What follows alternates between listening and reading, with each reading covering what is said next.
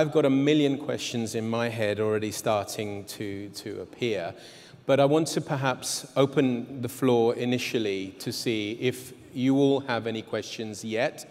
If not, I will start. So, any questions there? This lady here, if you'd like to bring a microphone. Hi. Hello. Regarding the blocking property, usually we are asking for 10%. But about this application, how we have to work?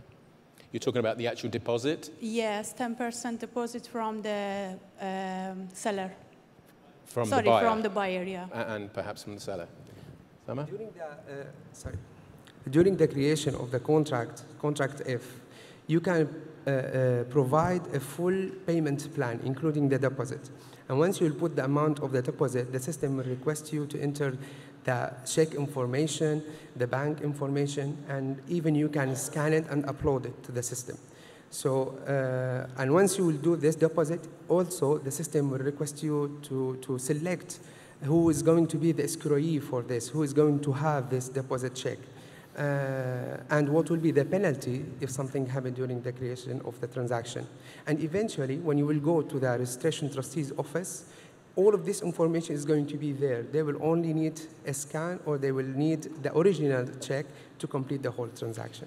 Thank you. Welcome. Will there be some sort of, I'm not going to say a training session, but will there be, at the trustee's office, if we're not sure, can we go and say, look, we're planning on doing this, we think we have an interested party, can you talk it through us, or are we pretty much on our own, just go onto the app and answer the questions from the apps? There was a plan, I believe we started this more than 1 month, to transfer this knowledge to not only the registration trustee's office, also for brokers and also for the investors and the sellers, because it's a huge shift between the manual forms and between the electronic forms. And for this, I believe we did around 6 open days for brokers just to transfer this knowledge to them. And also we did some sessions to registration trustee's office, so they will be aware about everything to answer the people in the right way.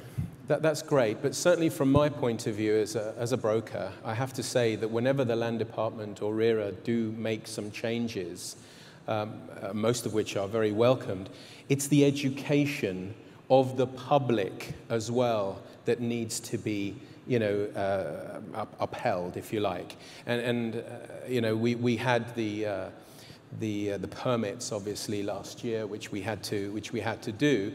But there were still many sellers, for example, who were working with agents who were not prepared to toe the line.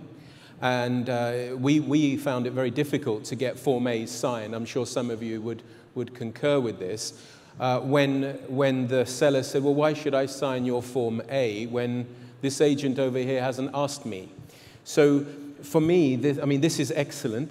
But the education of the public, I think, needs to now know that already we don't have many more MOUs. Form F is the MOU, we know this. But to make sure that the public is aware. Now, doing the hosting of some sessions at the Land Department for the brokers is one thing. What is the Land Department or RERA doing in terms of educating the public, the new sellers out there, the new buyers out there? Because also Form Bs. I mean, I don't know about anybody in this room here. How many Form Bs do you get signed? Hardly any. Form A's you get signed, but Form B's, it's very difficult. So again, educating the people, what would you say to that? It's 2 parts. The first part is using sessions, open sessions, exhibitions, and all media. We introduced over the social media, all kinds of social media, a lot of videos, tutorials, and even in Tarakhisi portal, we have some content to be downloaded there. This is from one side. And from the other side, we are trying to control it within the offices themselves. So in registration trustee's office, when we started the whole application, we were asking people to have those contracts submitted to the system. And then we escalated this a little bit to be not forced to be mandatory for those transactions. And also there's a plan to make it only through the online application. But it's going to be, as I said, step by step, because as you said, this needs a knowledge to be transferred to the whole public sector. and it will take time, a little bit time. Mr. Alali, how long do you think you would give the public or the brokers to sort of really, not so much grasp this, but to get used to it? Because this will take time, obviously. How much time will RERA give us? First of all, let me thank you for this opportunity today, and I would like to welcome to all of our friends, our partners in the real estate industry. And regarding whatever procedure we implement in the land department, it is based on the government vision and His Highness Sheikh Mohammed bin Rashid today, because he's looking for a smart government. So it is not optional, it is mandatory. We have to go through this. Regarding this procedure, we announce and we send the SMS for all landlords that to aware them regarding this new system which we implemented. Now, as you said, it is a culture. Today, to change this culture, it takes some time. But when we implement also the permits, which was mandatory for any advertisement, we announce also for the landlord that they should sign the contract A. I think today a lot of landlords, they are aware of this rules and regulations. Regarding the time, as we said today, most of the brokers, they are familiar with these forms, which is Form AB, because they are know about it long time back. What happened today, we have automated them through the application, so it's become a smart application. And all the brokers, I think today, if they try to use the application as my colleague Mr. Samir explained in his presentation, it is very simple and easy.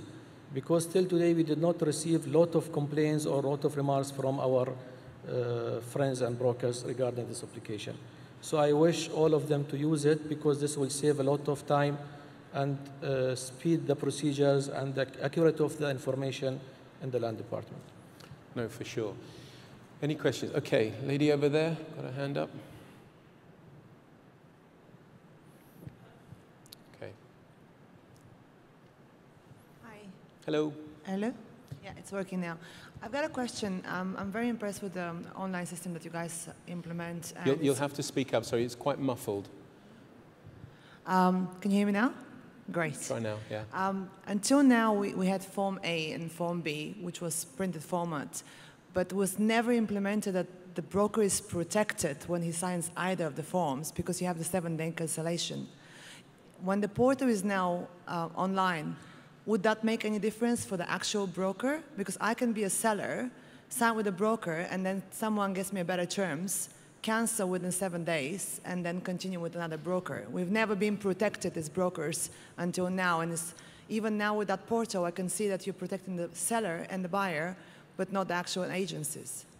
Well, if you excuse me to answer this Yeah, question, I thank you. think regarding this, because we are hearing a lot from our brokers regarding this part, I think this is required to change the law itself, the broker's law, which has been implemented in 2006, law number 85.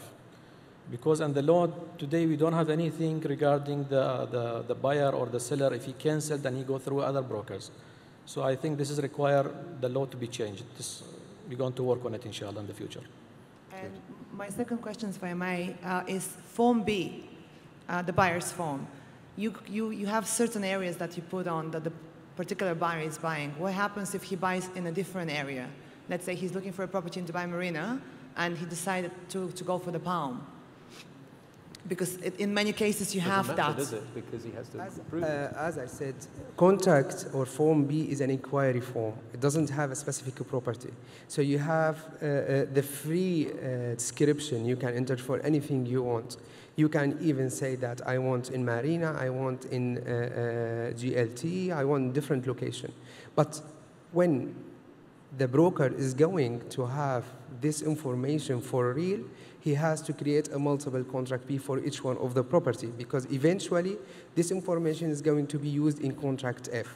So at the beginning, as a request, you are free to enter everything. But later stages, the broker has the responsibility to split those into a multiple contract B.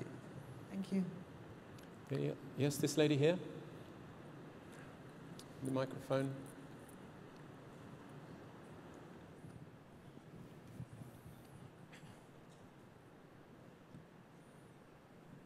Thank you. Ani Vladi from Bank International Properties. I would like to come back to the deposit exchange in Form F. Currently, a practice is that when we sign Form F, we take 10% from seller, 10% from the buyer. Those are personal checks, they're not manager checks, which are the money exchange at the trustee's office. So if the system accepts this and gets it in that you get the 10%, then this contract practically becomes invalid when we go to the trustee's office, because we return the personal checks there and we give a manager check to the buyer, sorry, to the seller. So how do you do that? Practically, we will need to reprint a Form F at the trustee's office. Yeah, Contract F was designed to serve a lot of practices. Every company has different practice. So if you don't want, in this case, what you are saying, don't mention it as a deposit. But you can also add it as a terms and conditions, and you will say that this is what we are going to do. There is going to be a 10% divided between the seller and the buyer. You can also upload those checks as part of the contract. So eventually, when you will sign this contract and you will go to the registration trustee's office, there will be no conflict at all. So it will serve you in all ways. I gave the ability to enter any information you want. We have a predefined terms and conditions is going to be loaded and approved by RERA, but also you can put any own specified conditions like what you are saying. Thank you. Welcome. And when it's becoming fully optional and available for us to use? It's fully optional right now. Right now? Right now it's active, you can install it, and you can use it to register any transaction.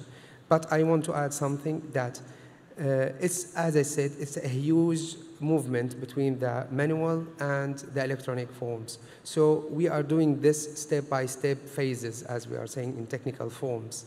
So we published an application which should to be served around 80% from the whole transaction. And for the rest of the 20% is going to be released one by one during the upcoming month. I had 2 transactions last week where I couldn't use it. Miss, sorry, so we have to give room for someone else as well. Yeah, that's why I asked the question. Yeah, but we need to give also other people a chance. I'm sorry, thank you. One more question before we move on. There's people in the background here. Sorry, thank you, Miss. Hello there, Marwan from Monopoly Kings. I have a technical question. You were saying you want to phase this out. I'm wondering, are you thinking of developing an API where technology platforms can actually issue these contracts either from a buyer side or from a seller side? What can I say that in this application, we are trying to do our best in using the up-to-date technologies, if I understood your question well. And we have a well-educated team, and they are providing really with the proper solutions, the proper methodologies to serve all kind of these applications.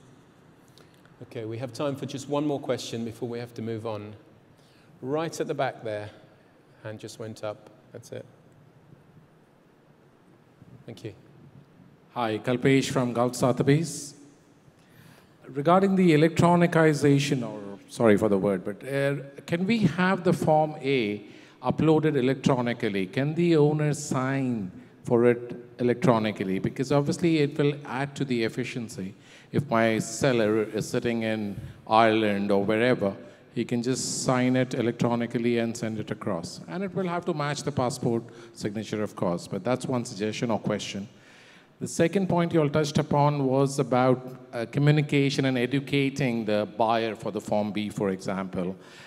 It's just probably some instances that I've encountered, but quite often a link which we get from the DREI is broken.